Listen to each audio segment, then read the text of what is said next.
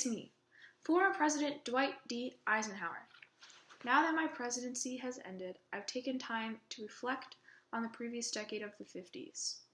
In this educational video, I would like to discuss Korea, the 1952 and 1956 elections in my presidency, and the Civil Rights Movement.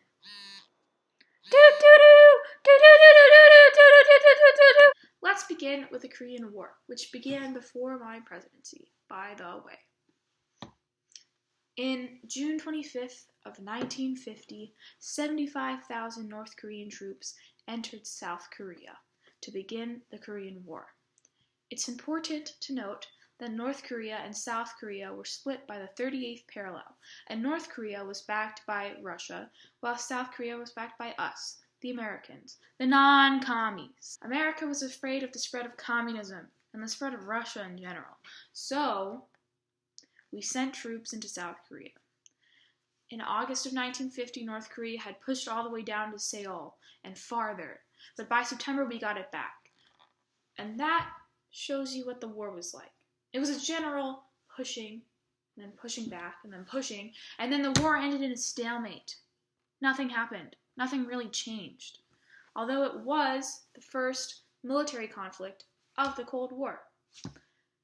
By the time the war ended, it was July of 1953, and I had just become president, where I signed an armistice to end the war peacefully.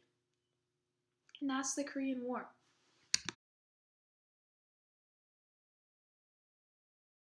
Now let's move on to the 1952 and 1956 elections. The elections that resulted in my being president.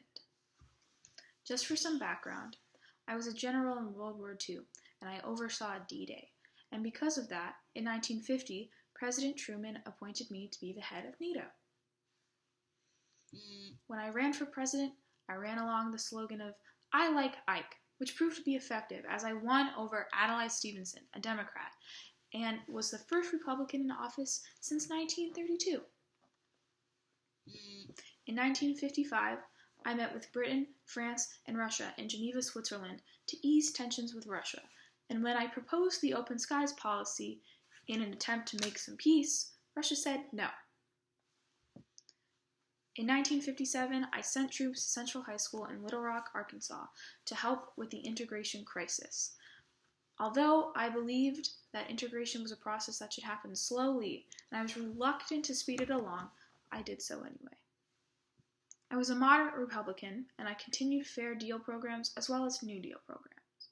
I made minimum wage higher, and I created the Department of Health, Education, and Welfare, as well as the Interstate Highway System in 1956, which was the largest public works program ever, and constructed 41,000 miles of road across the country. We all know about Senator Joseph McCarthy. He was the worst, accusing people of being communist left and right, messing up people's lives.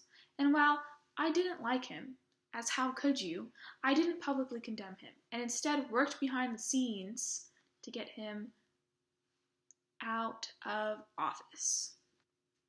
I didn't take any war actions, except for sending troops into Lebanon in 1958, but besides that, I didn't have any other military action.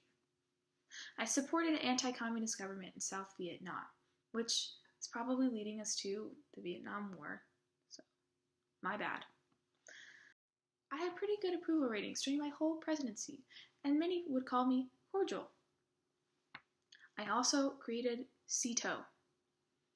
My opponent in both elections was Adlai Stevenson, an Illinois governor, lawyer, and diplomat who helped form the UN and was a chief U.S. delegate at some time. Although I beat him by a landslide. I was back in 1956 despite my health concerns because the people just loved me so much, and I won by a landslide. And that is the politics and election of 1952 and 1956. Lastly, let's talk about the Civil Rights Movement. In 1954, Brown versus Board of Ed was decided, and it ruled segregation in schools unconstitutional, as well as separate but equal. Although, in the final decision, the words "with all deliberate speed" were included, which many Southern states did not take too seriously. In 1955, Emmett Till was murdered, with his only crime being talking to a white woman. He was brutally lynched, and when he was found, he was barely recognizable. A true tragedy.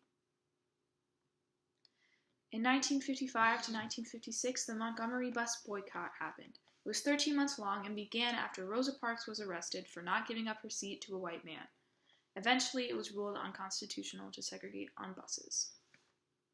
In 1957, as I previously touched upon, Central High School in Little Rock, Arkansas was integrated. 9 black students began to attend there, and Governor Orville Faubus really did not want that to happen.